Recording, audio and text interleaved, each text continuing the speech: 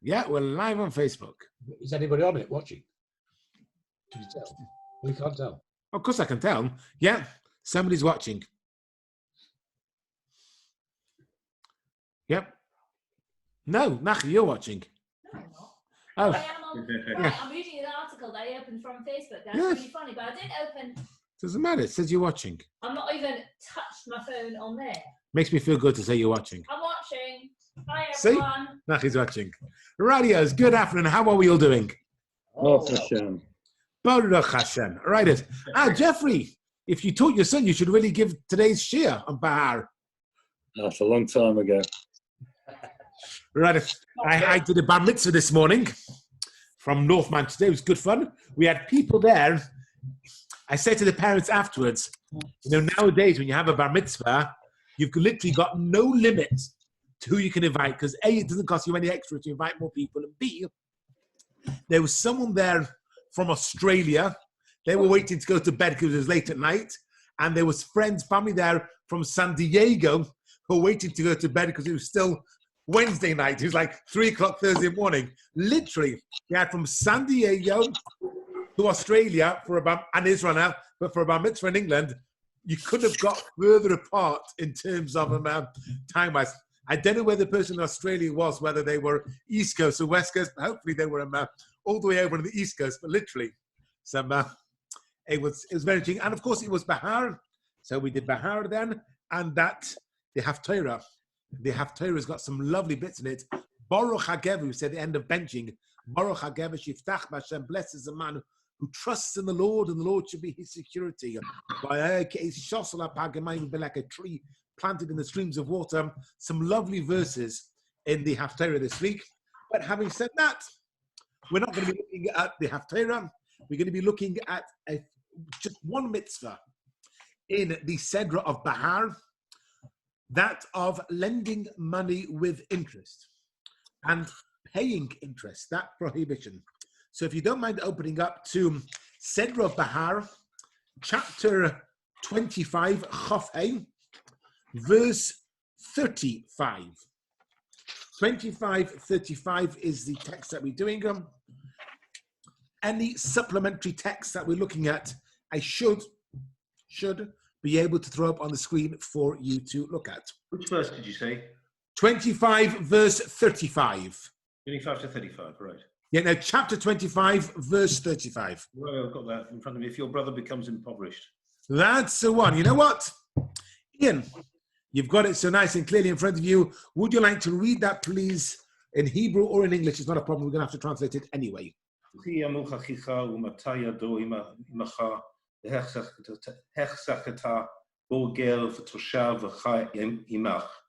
Right, and which means in English. Let's look at it. Chi yamuch achicha. Achicha is your brother, and if yamuch, we can. How's that impoverished? From the word namuch, low, presumably. We'll get that to a minute. That's the beginning of the shir. Don't worry, it's not a test. We just need to get the literal translation, then I'll explain it. You keep going. Okay. That has beneath. Yado is hand. Imach. With you. The hachzik is to hold somebody. To support him. Yeah, is a stranger. Toshav is a resident. V'chai, meaning living. Imach, with you. Right. Okay. So, as you've already pointed out, the chi yamuch in the English that you've got in front of you in the art scroll, it probably says he becomes impoverished. Rav Hirsch points out that where does the word yamuch come to mean impoverished? So, a few verses earlier, 10 verses earlier, is the first time we have this. The ki yamuch achicha, if your brother becomes impoverished, and has to sell part of his ancestral homeland. He says the word much, yamuch, comes from the word much or makech, which is phonetically related to moig, which is makak, which refers to softening or something becoming liquefied or the dissolution of. And that applies here to your property, that you're losing your property. And if you lose your property, your social power melts away. And so it's used over there with regards to selling property. By the way, there is a halacha, which Rambam then codifies, that one is only allowed to sell your landed estate.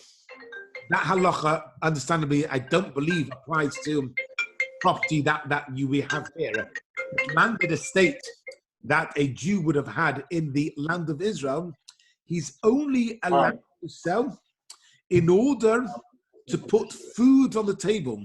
You are not allowed to speculate in the market, that I'm going to sell this in order to buy a different one, or I want to extend my house. And the best way to do that is to sell off the back of the field down there to the neighbor. And then you're not allowed. I'm just going to get a dictionary. I'll come straight back. I'm a bit unhappy about the word yamuch. That's fine. It's not my translation. It's Rav Shimshon Hirsch, and I'll leave him to fight his corner with it. But the Rambam tells us, quoted from Teres Kenim and the Gemara, that they were only allowed to sell their property if they literally had to put food on the table. And he says the word yomuch is the fact that you're losing your social standing. You have become liquefied. I guess maybe we might look at nowadays the concept of liquid assets. But here, your social standing is fallen. And so now we're up to the second part of that. And if he becomes impoverished, which 10 verses ago would have given him permission to sell his property, he needs to put food on the table. Mota yodoi imach. Word mota. Mota yodoi means to falter, to fall over. Mot. And it never elsewhere applies to a yad. It says, Umata yodai, his hand falters imach with you. And Rav Hirsch points out something beautiful over here. He doesn't say umat imach, that he or she has faltered. Normally you'd have the word mate raglecha. If you're walking along, your feet, your raglecha will falter, because that's what happens. You're walking and either you stumble because your legs are falling out, and it can cause you to stumble along. What does it mean, omoto yodai, that your hand is stumbling? In order for the hand to stumble, it's showing there that it's not a threat to the person's very existence. It's just the beginning of his fall. And the whole point of what the Torah is telling you over here is, don't wait for him to fall. His hand, the word yomuch achicha, which you've already described, that is fact that he's lost his stature within the community. Or mota yadai means yad is your activity, strength. That's what's beginning to fall, not you. It's not, normally we would have the word mota by the person themselves, that said, I've lost everything. I am falling down. If you wait until then, shein fallen, as we say, it's already too late. A lot of the argument at the moment that's taking on is, at what point should the government has done the lockdown? And you've got all of the, as they call them in America, Monday morning quarterbacks. All the American football games all take place on the, well, majority, Shabbos Sunday. And Monday morning, you've got the Monday morning pundits. So in America, the Monday morning quarterback. Well, it's not even the backseat driver. At least the backseat driver is with you on the journey. Here is a guy who, post-fact, is there saying, that's no good. You need to be able to make the decision before you fall. Of course, the current situation, where nobody knows what's happening and nobody can really help each other in that sense. But the pasuk is telling you over here is moto yoda imach. His hand is starting to falter. Don't wait until the usual use of the word of moto raglai, that his leg, that which supports him, that's fallen. By that point, it's too late. And in fact, we have a comparison when it comes to the fast days. We know if a fast day falls on a Shabbos. Let me come back to the beginning. Ki yamuch. Ian. This is the translation of Rav Hirsch.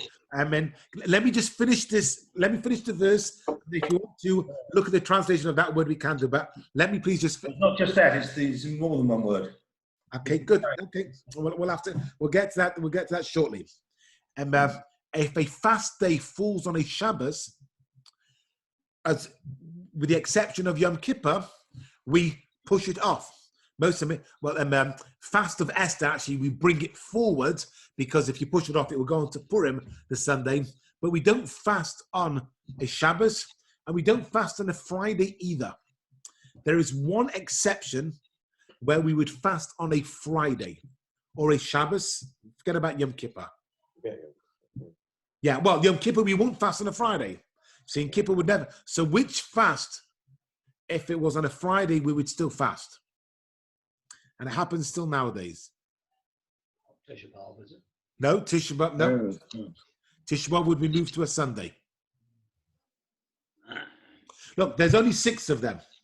There's 6 fasts in total. It's not Yom Kippur. Yom Kippur can never fall on a Friday. Tisha B'Av would be moved to a Sunday. Tanis Esther, I've already said, gets brought forward to the Thursday. So there's 3 left. Tammuz. Bechorim?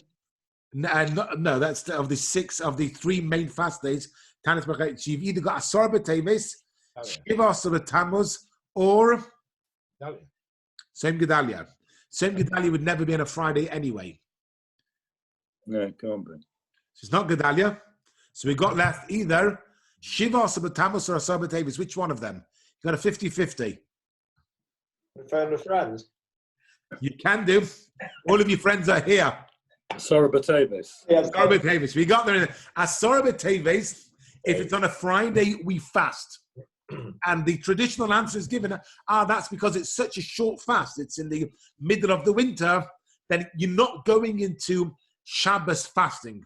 But that doesn't work if you live in Australia when it's the middle of the summer.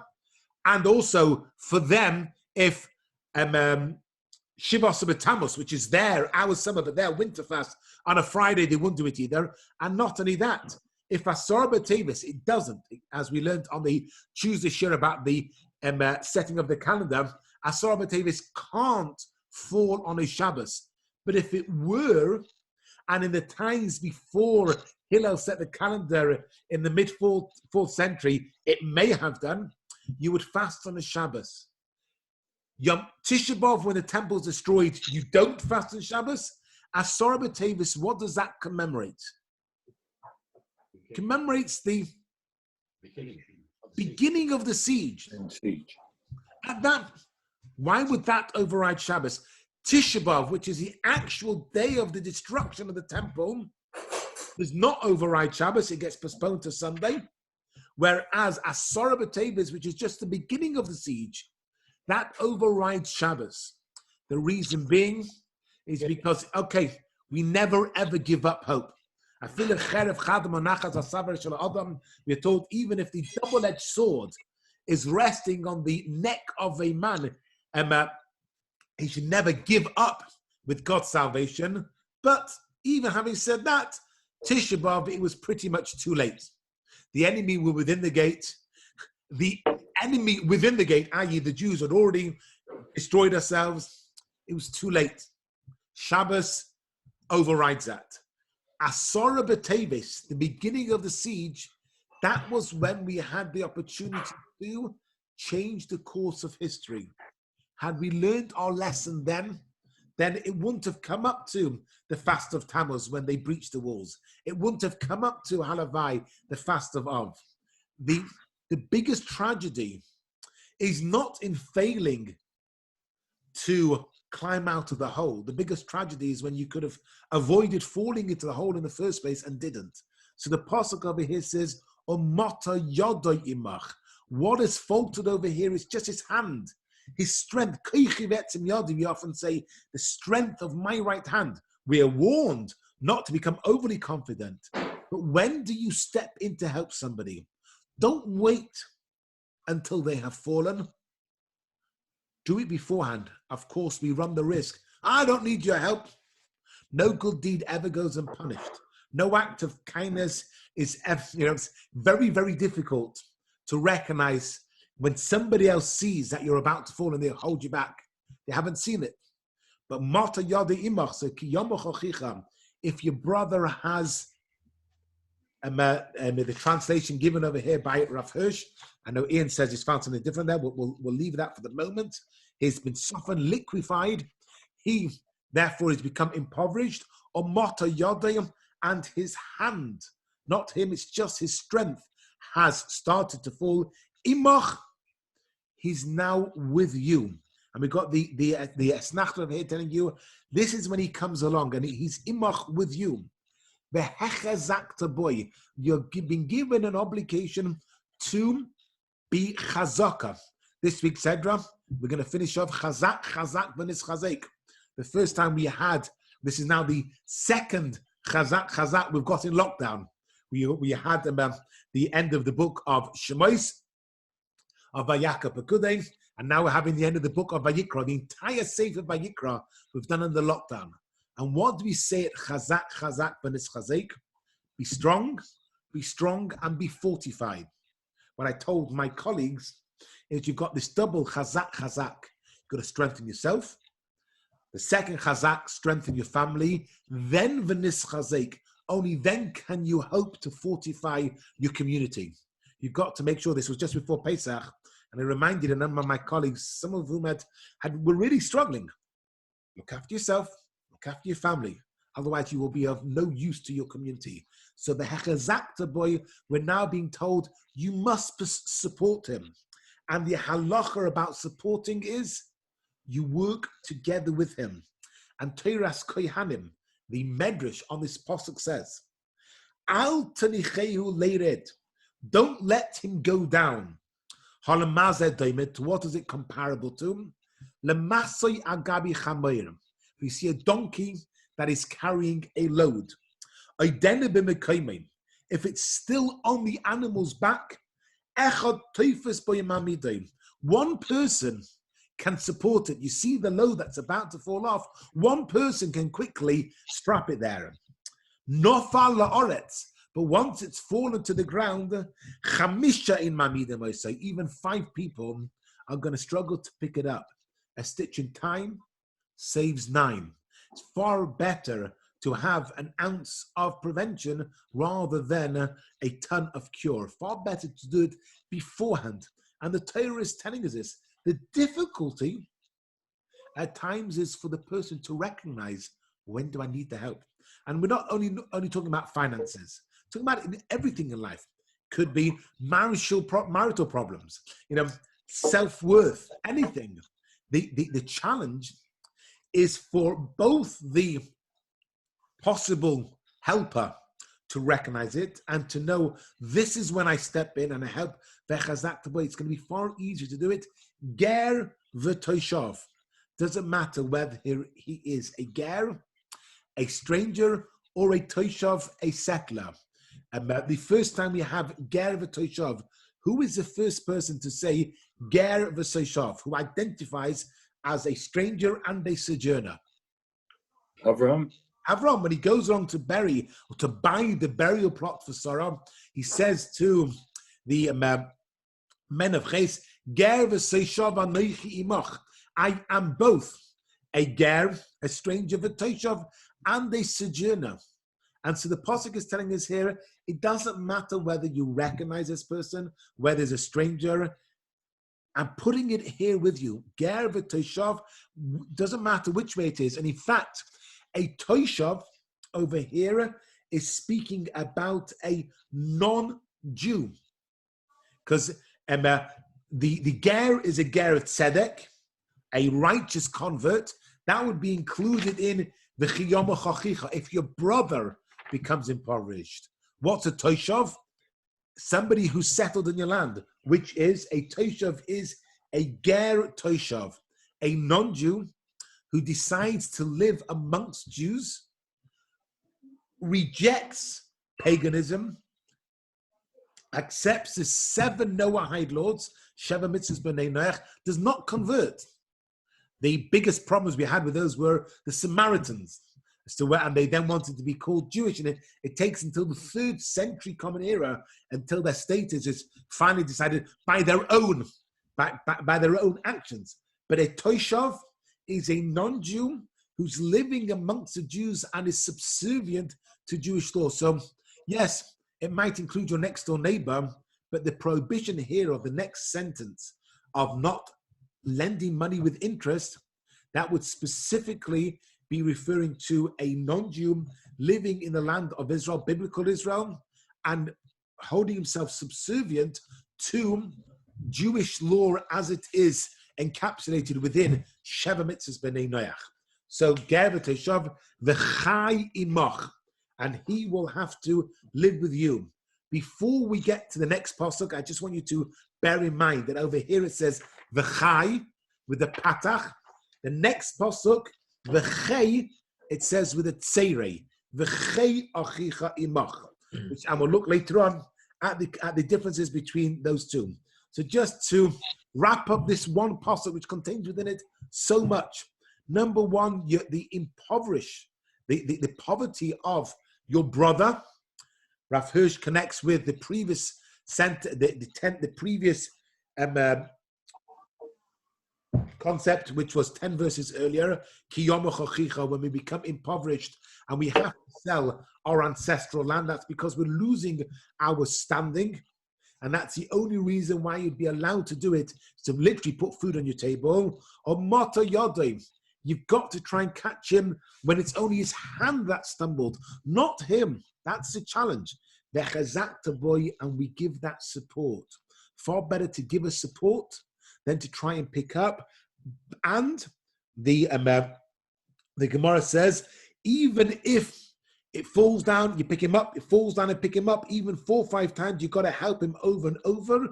But here is a challenge. The hechazak taboy means that you support him.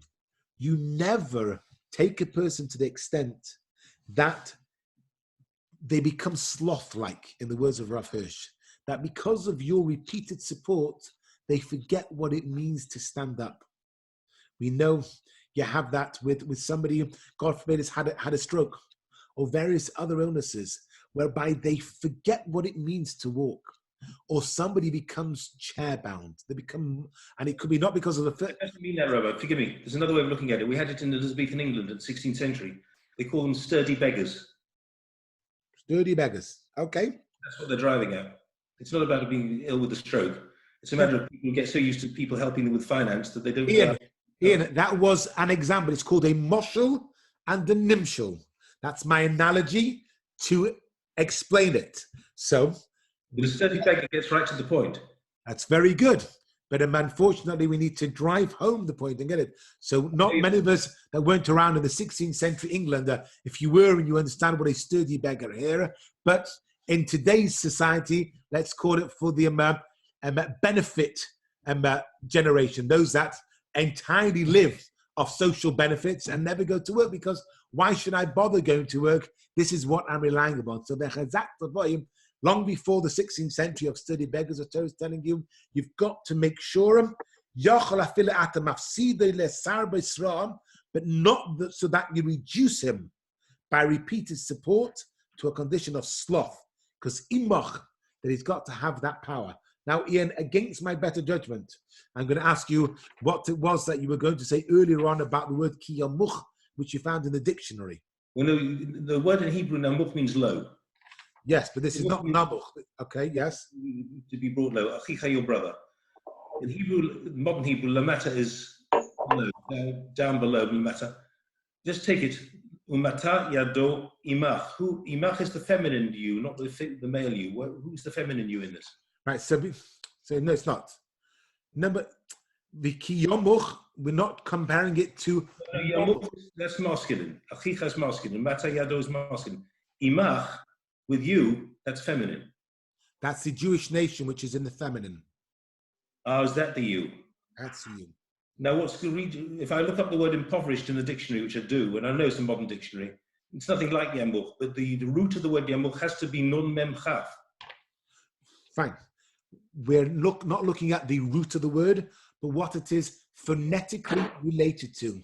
And the important thing you've got to remember when it comes to dissecting a pasuk, and something that Rav Hirsch really had a prowess in, is the fact that it can be connected to this word megag, mem gimel gimel, or mem kuf kuf, mekak, which is the miles away from this Yamuch. That's a million miles away. Ian. I will Yeah. leave Rav Hirsch to defend his own corner. And remember, we're not talking about the grammatical root of the word, and you've got to understand how language develops. He's looking at how it is phonetically connected to it and why the Pasuk would use one word and not another word. This was a legal language, not necessarily a linguistic language. The Torah contains that. The reason why the Gemara tells us why the Torah is written without vowels and without punctuation is to make sure we are not locked down onto one idea. Once you put the vowels in, you're locked in. Remove the vowels or keep the vowels out, and we have the ability, as the Torah, as the mission tells us, Shivim Ponim LaTorah. There are 70 facets to the Torah, and Zeh v'Zeh Divrei Kim Chaim, both this and that, the word of the living God. His interpretation of Mekak or Megag does not go to the exclusion of the grammatical etymological origin of Nomuch. They're both looking at it from different points of view to drive home a certain point. So, but Nomuch is to be drawn low. But Kiyomach Achicha, if he's pulled down, impoverished, if he's pulled down, or Mata Yodai, and he stretches out his hand before he's fallen on the floor. So, let's get to the nub, though, of the mitzvah that we want to look at over here, which is the next pasuk. Al tikach me'itay, don't take from him neshech v'sarbis. Two things are being said over here. Neshech, which is related to the word nezek, damage. V'sarbis from the word marbe, of that which is more. And so the Torah is telling us that there are two lavin here. I'm going to share a screen with you for the Gemara in Baba Metzia. Well, hopefully we will be able to share the screen with Baba Metzia. That's Facebook, which is not the one we're after. We're after this one here. Baba Metzia. Here. What is Neshech without Tarbis? So the Mishnah says, here, Eizu Neshech ve'ezu Sarbis. Which is which? We've got the Pasuk tells us over here that you can't take Neshech or Sarbis. Neshech is the interest. Tarbis is that which increases. What's Neshech and what's Tarbis? Neshech is you lend them a seller worth 4 dinar, 5.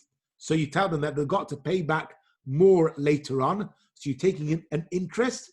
And then Tarbis is if you enter in a transaction which increase in produce beyond your investment. And there are two lavin over here, which the Shulchan Aruch then later on comes along to tells us that both in every aspect, you've got both of those prohibitions. The neshech, the nezik, is that which the borrower has damage, lost to what he now has. I give you £5 and I tell you you've got to give me back 6. So you're losing from your money. The marbis is what I am gaining. I only had 5. A week later, I now have 6. So I've gained and you have lost. And the Gemara and the Pasuk tells us both there are two lavin.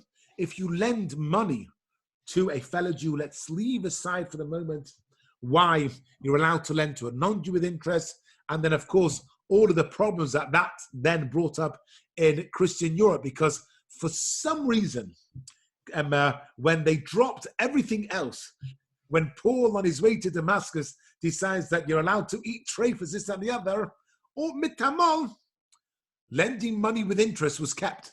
They dropped bris milah, they dropped tefillin, they dropped kashrus, they changed Shabbos, everything got dropped. What got kept? Usury. I don't know why. I'm sure somebody will have an opinion, but we'll leave that for another time. But because of that, we were allowed to lend money with interest to non-Jews, and we got unfortunately into a lot of trouble, or got a little bit of a bad name. I still have a good friend of mine who was a Jewish boy. a large component of his business was money lending. They'd worked in various bits and pieces, and but small loans. And he was invited to an event when both Prince Charles was there. I think Philip might have been as well. But a number of senior royals. And Prince Charles says to me, who are you? Name, what do you do? Every other time he'd met a non-Jew, he thought, nah, I'm in retail, I'm in wholesale. He decided to tell him the truth. And he says, literally, you could see him take a step back. Typical Jew is a money lender. It stuck with us. The Torah tells us we are. Why? What is the Torah trying to tell us over here? And in Berman, I pointed out the fact of live, and the Apostle tells us, V'yoresa melehecha, you should fear Hashem. Ribis, the prohibition against lending money with interest, is not because it's unlawful or immoral. If it was, then we won't be allowed to charge interest to a non-Jew. Something which is moral has got to be moral across the board. If it's forbidden, then you can't be immoral to a non-Jew just because, it's a goyim. That's not the way we behave. It's not the way the Torah wrote its moral code. The prohibition against lending interest is nothing to do with immorality. Rather, it's a declaration. It's a declaration that Hashem owns everything we have, all of our movable possessions. Just like we had Shemitah of the Karka and Yevom, it's not our property. So even if I sell you, in the days of Eretz, if I sold you a land, the ancestral homeland, it was up until Yevel. It doesn't belong to me. Hashem divided up. I'm temporarily looking after it, so I could sell it to you. It's really on a lease up until Yevel. And Ribis continues on from this to tell us that everything, Hashem is the master of the land, and all of my movable possessions as well.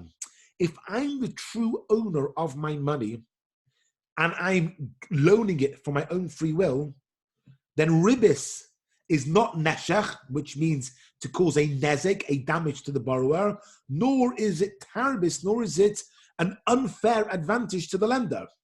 Because when I lend you money, the borrower, supposedly that's why he borrowed the money, in order to make profit. In fact, the primary time when you can lend money to somebody is when they're going to be investing it. If you need it to put food on the table, don't lend it to them. Give it to them as a tzedakah. Why would you lend somebody money? Because they want to invest it. In which case, then the interest that I'm asking back is not taking out from you. It's from the profit that you've made. So, and when I lend you the money, I could have invested it myself. So if I give you a tenner and you invest it, so I don't know how much you made of it, but if I ask for the interest, you're not losing part of that £10. You've invested it. Hopefully you've got back a good rate of return. Not that it would ever happen. You get back £15, halavai. The day will come, we'll get back 15. So I asked for £2 of that back. I could have done the same thing and made. If I hadn't given you the tenner, you wouldn't have made anything. Now you've made £3 instead of making nothing. So I'm not taking a bite out of what's yours. I'm taking a bite out of the profit. You've not lost anything. And I've not gained anything, because if I'd wanted to invest in myself, I would have made the full £5.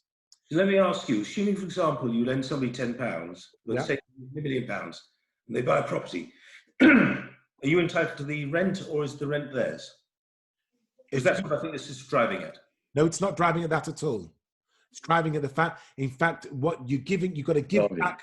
It's not that at all. If I loan you money, that money is now yours. And so let's finish this. You'll see the answer as to why that's not what the Torah is talking about. And I don't get any of the rental property investment at all. If I lend you £1 million and you buy property with it, I have no lien on the rental income. That money's yours. You've got to pay it back to me, and you've got to pay me back the £1 million, regardless of how your investment went. The non-Jewish view of a loan and interest is that I've given you money, and therefore, I don't have to lend you any money. The fact that I have lent you money is taking away from the money that I've got for my investment, And therefore, it's only right that I should get back profit from it. And it's only right that from your profit, you should give some of that to me, because if not, I can. And in fact, lending money keeps everything going round. I'm not going to go into all of it, but I'm sure most of you will understand a lot better. Tony Goodman was speaking to me a lot recently about all the government loans. He says they're not giving away this money. In fact, by giving one person £10, that person then has to pay tax on it. They then go along to the store. Part of that goes tax. And that £10 that they've given, he said, in fact, will go around society 10 times, and the government will get its. Don't worry about. And not only that, we only finished paying off the loans that the UK government borrowed for the Second World War 10 years ago. Daganish about the billions that the Chancellor is giving out at the moment. They're not giving away the money. They're just creating it. It's the stimulus that they're giving it to here. But the Jewish view on lending something is that the money was not mine to begin with. It was loaned to me, forgive that word, by Hashem. It's mine under a certain condition. The real control over that money belongs to Hashem. And he tells us, without any permission whatsoever, part of it, we have to give to tzedakah. When you give minimum 10% to tzedakah, you're not doing a kindness to anybody else. The word tzedakah is not charity. That money is not yours. The way I explain it to the bar mitzvah boys is I give one boy £10, 10 £1 coins, and he's absolutely delighted. And at the end of the lesson, I said, can you do me a favor? Normally pick the one boy he doesn't get on with. Can you give him one of the pounds? Why should I give him one of my pounds? You gave it to me. I got it. Fine. Fair enough. You're a little rascal. The other way, I said, okay, can you do me, here's £10. I can't reach over there. Can you do me a favor? Keep £5 for yourself and give £5 to him. Sure, yeah. Because that £10 never belonged to him. He's more than happy to pass £5 down the table to the other boy because the money was never his.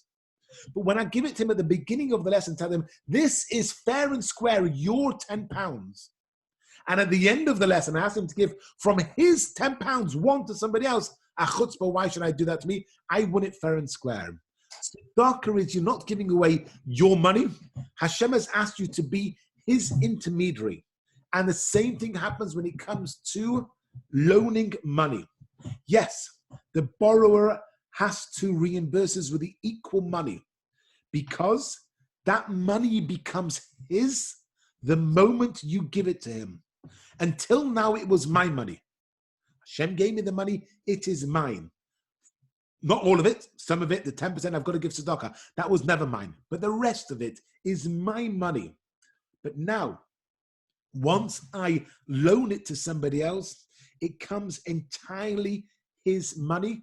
And what he does with it is his business, not mine. Therefore, the profit that he gains out of it are a product of his work, none of mine.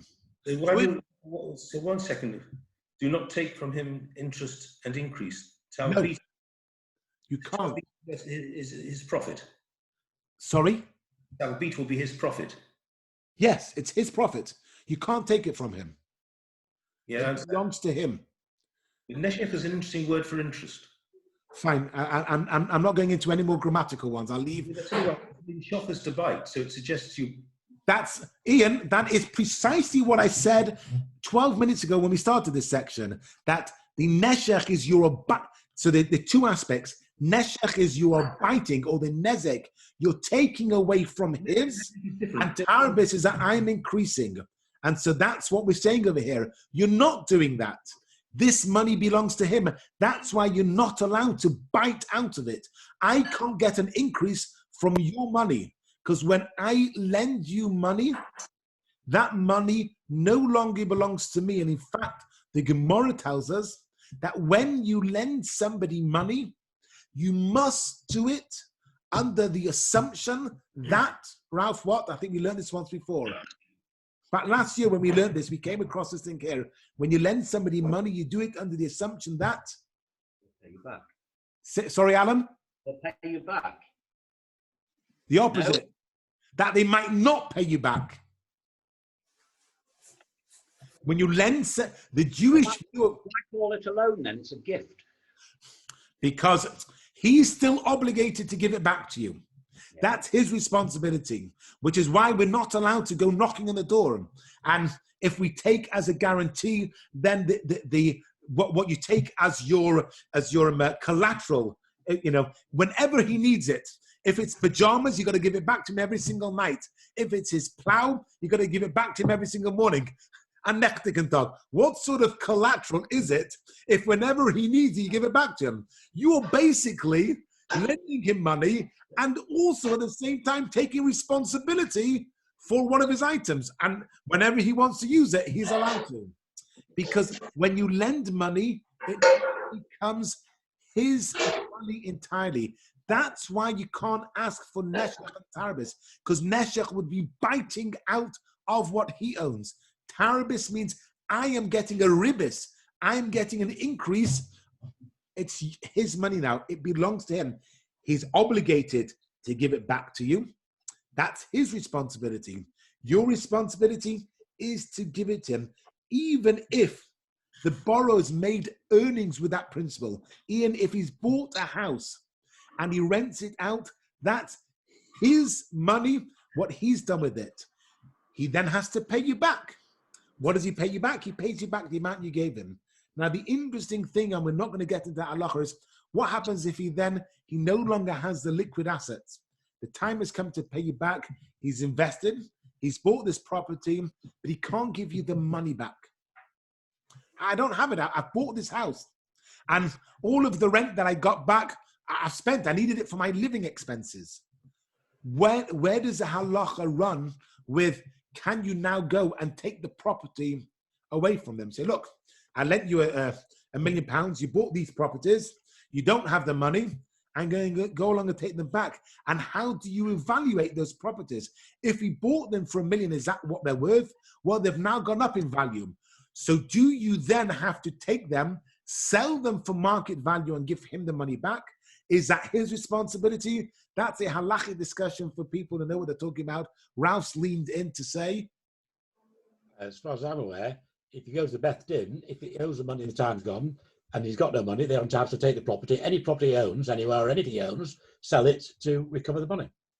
So you have to go along to, there are a variety of things. And so one that was put into place, so we learned a couple of weeks ago, the Gemara speaks about the institute rules put into place regarding divorce, that not only does the man have to pay his ex-wife to be X amount, which what she's brought in, the nidden, the dowry, plus the tosefta and everything else, but she's got the right to choose from where in his portfolio she takes it. The reason being is that without that, the man says, you know what? This is what it's going to cost. I've already written it off. She wants my lovely 1964 Cadillac, so Zayna Zoyim. If that's what it's going to cost me to get rid of her, but if he's got no idea where it's going to come from, it decreases the part. You know what? I better work at this marriage because she might take the thing that I love the most. So when it comes to paying back the loan, you're right, the Beis Din would step in, and it depends on what the property they have. And what happens if you then sell it and you get back less? The markets go down. So if I lend you £1 million, you bought these properties, and he's now not got anything, the Beis Din sells it, and all they get back is $650. Sell something else, other property, anything. Yeah, he still owes you, but if they sell it for $2 million, $1 million goes to him, $1 million goes back. You don't gain anything out of it. The whole point of it is that you've got to support him. You give him the money, it becomes his money. Tzedakah is tzedek. When we're not giving up something that belongs to me, it's what is right.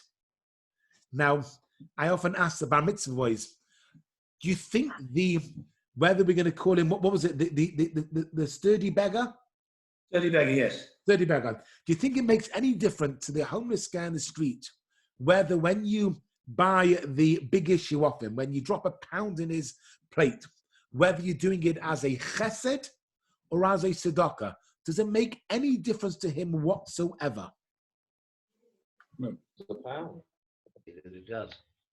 Pound's a pound, isn't it? Royalty. Ian, come on, It's say. a chesed and not a tzedakah. Ah? For me, it's a chesed and not tzedakah. I've got a reason for saying it. Okay, now, Ian, that's not the. Ian, please. Take the journal. I've muted you for a second, Ian. Ian, I want you to answer the question that I asked.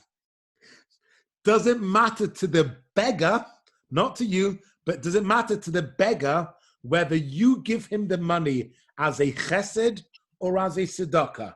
Does it make any difference to him? I've answered your question. I didn't hear you. Sorry, you were muted. The answer is that when I give it and I say, keep the journal. That's chesed. If I were to say, take the journal, that would be tzedakah. To him, Ian, to him, does it make To any him. difference? What? Yes, Not to you, to him. because if I give him £1 and don't take the journal, that shows a genuine respect for him. Make any difference to him? Does Forget it about the journal. You see a guy in the street that's not to him? selling the big issue. A guy sitting there homeless, and you walk by and you give him a £1. He's not selling anything. He's there. He's asleep. Doesn't make any difference to him whether you have given it as tzedakah or chesed. Do you think does he care why you give it?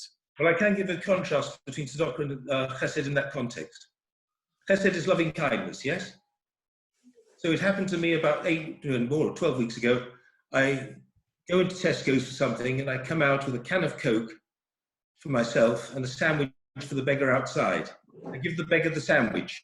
He says, oh, thanks, mate. Have you got something to wash it down? With the result that I then gave him my can of Coke. That's chesed. Was this in Liverpool then, was it, Ian? It certainly was. It's good. It sounds like it.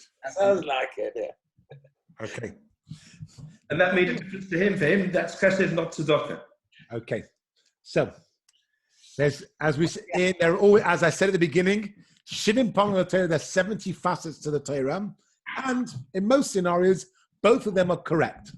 The one thing that I wanted to drive at is that the poor person is better off if you do tzedakah rather than you do chesed, and I will explain why.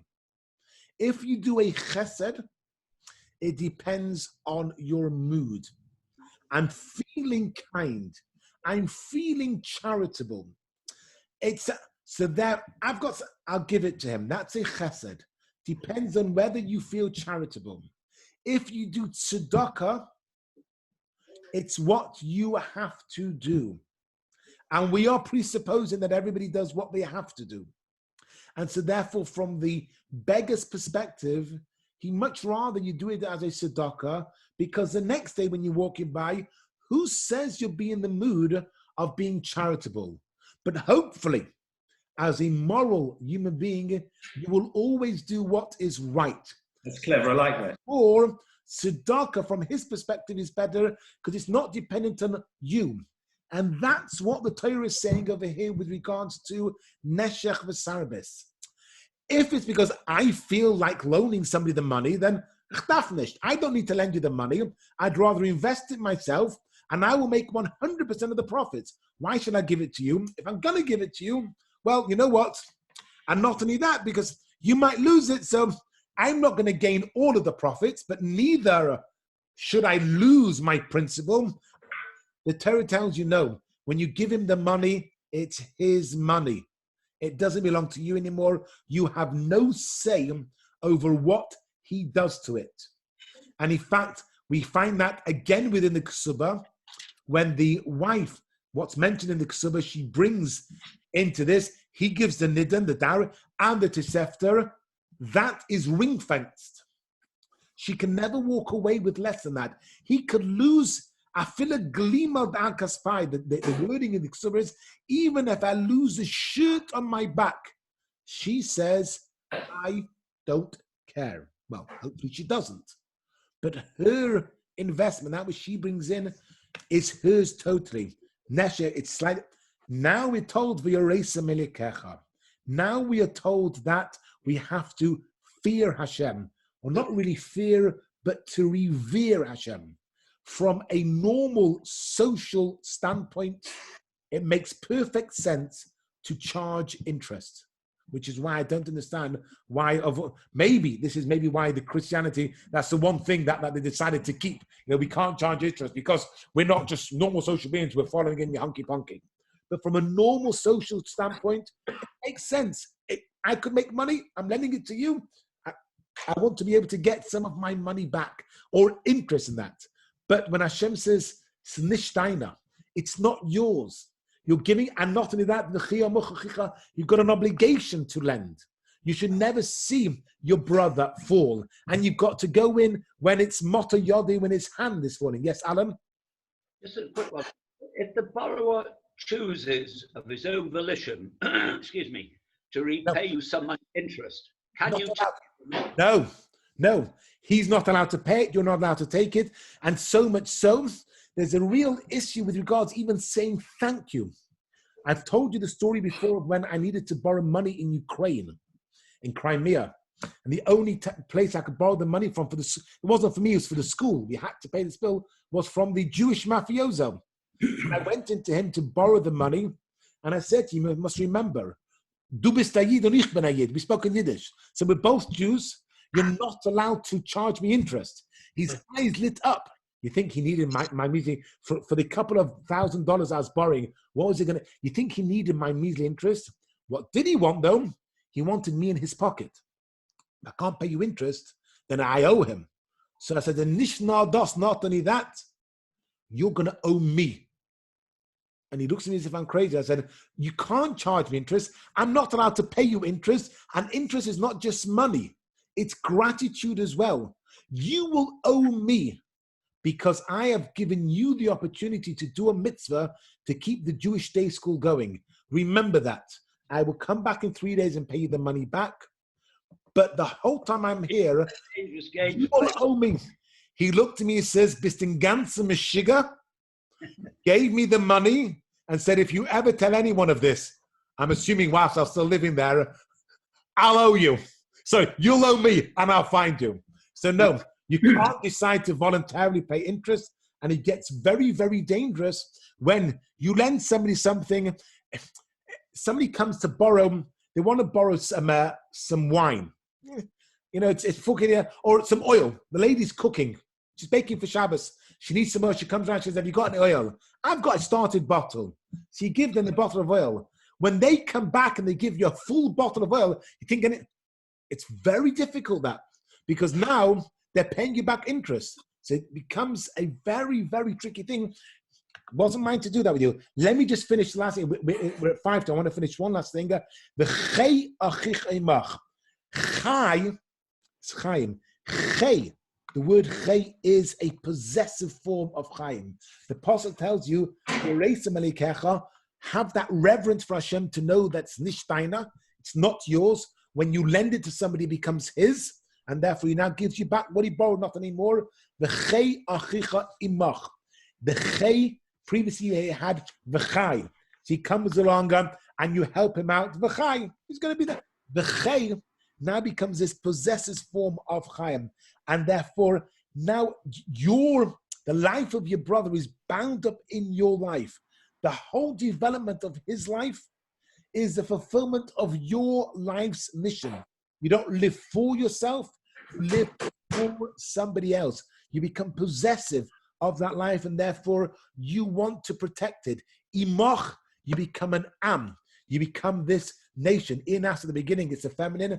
Imach, with you, because you become an am.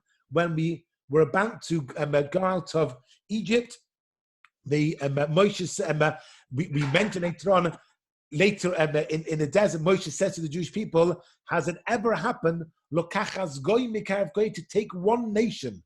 We had to become a nation. And the only way we become a nation is that when we understand that when I'm lending my brother something, I'm giving it to him, I'm not gaining anything out of this because it now becomes his. And Rav Hirsch passed away in 1883. He's writing his books here in the 1860s and 1870s. Karl Marx he flees from Germany, moves to England. Rav Hirsch was living in Germany, and this is what he writes here. Okay, it's been translated from the Hochdeutsch. This im makes you into an am, a nation, not communist coercion, not taxes imposed by a human lord, not the spectre of a red revolution, rather the recognition of duty dictated by the reverence of Hashem. That's what binds people together. It's a free-willed bond. But precisely because of this reason, it's a strong and eternal bond of mutual support for one another. I love it enormously, and I accept everything you say. And I'm not saying, Behar, Amen. but what I do want to say though, this doesn't cover commercial investment. No, it doesn't. This is a life. This doesn't cover commercial, and therefore we've got ribis drabonon.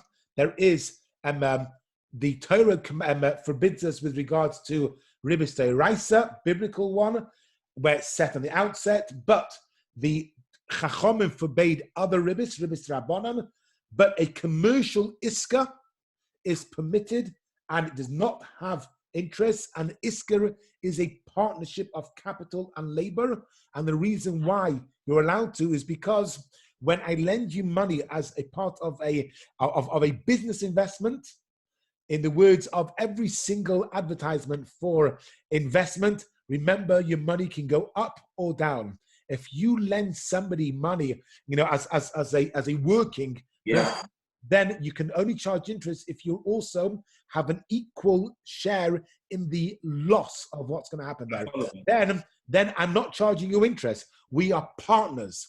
It's my money that's making money for me. You're, as one of the jokes that came along about the guy who says, he goes on to the other person, he says, look, you've got the money and I've got the experience. How about you lend me the money? We're going to business together. He says, you know what, makes sense. I've got money, you've got experience. Sometimes later he bumps into another friend and says, no, what happened? Because I'll tell you what happened. Now he's got the money and I've got the experience. Just before you go, I see the neshech, I see the point for talbit. What they doesn't use is the word ribit, which is ordinary interest. Neshech is usury. Right. Tarbis, ribis and tarbis is exactly the same word. Ribis is the legal definition within rabbinic Hebrew of tarbis, which is a biblical definition of it. To be marbe, to increase in what you on the back of somebody else. I follow that. Thank you very much. Thank you very much, gentlemen. That was good fun. Well, at least Thank you. I enjoyed it.